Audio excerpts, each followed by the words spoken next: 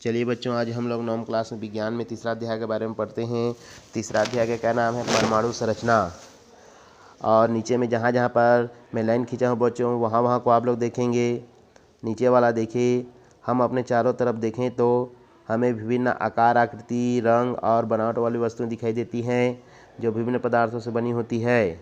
इसका कहने का ये मतलब है कि हमारे आसपास जितने भी जो वस्तुएं जो होती हैं उनका आकृति, रंग, रूप सब क्या होता है? अलग अलग होता है, समझिए। जिसको हम लोग क्या कहते हैं? वस्तुएं कहते हैं। और ये जो वस्तुएं जो होता है और पदार्थ से बना होता है। और पदार्थ किससे बने होते हैं? कणों से बने होते हैं, समझिए। उसके बाद देखिए बच्चों, नीचे में दिया गया वास्तव में ये इतने सूक्ष्म होते हैं कि उस पदार्थ का इससे छोटा कण ही नहीं हो सकता। पदार्थ के ये सूक्ष्म कण दो प्रकार के होते हैं, अणु और परमाणु। वास्तव में ये इतने सूक्ष्म होते हैं कण कि और उससे छोटे कण नहीं हो सकता, समझिए। और ये सूक्ष्म कण दो प्रकार के होते हैं, एक को अणु बोलते हैं, एक को परमाणु।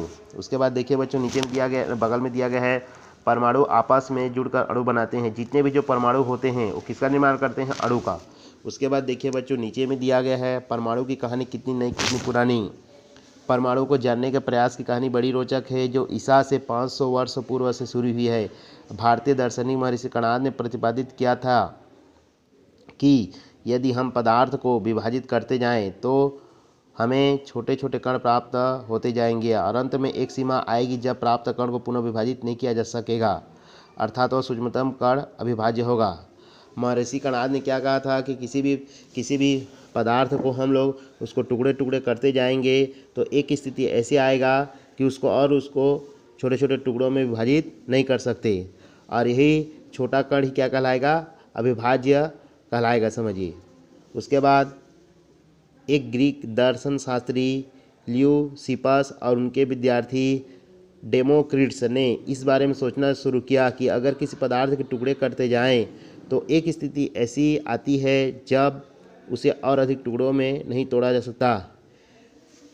ये दो वैज्ञानिक थे और एक वैज्ञानिक का नाम था ल्यूसिपस और उनके विद्यार्थी डेमोक्रिटस ने इस बारे में सोचना शुरू किया कि अगर किसी पदार्थ के टुकड़े, जिससे कि ये दो वैज्ञानिक इन्होंने क्या कहा कि किसी पदार्थ को हम लोग टुकड़े करते करते जाएंगे और टुकड़े करेंगे, जब तक वो टुकड़ा होते जाएगा उसको टुकड़ा करते करते जाएंगे तो एक स्थिति ऐसे आएगा कि हम लोग उसको टुकड़ा नहीं कर सकते, और जिसको हम लोग और टुकड़ा नहीं कर सकते उसी को उन्होंने क्या नाम दिया था?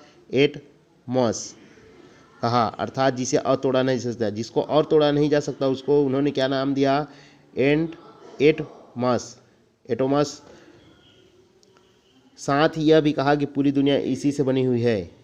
ये जितने भी जो हमारे आसपास में जितने भी जो वस्तुएं जो होती है या पूरी दुनिया, ये सभी छोटे छोटे कणों से ही बना है, समझिए। चाहे वो ठोस हो, चाहे द्रव हो, चाहे गैस हो, समझिए। धन्यवाद बच्चों।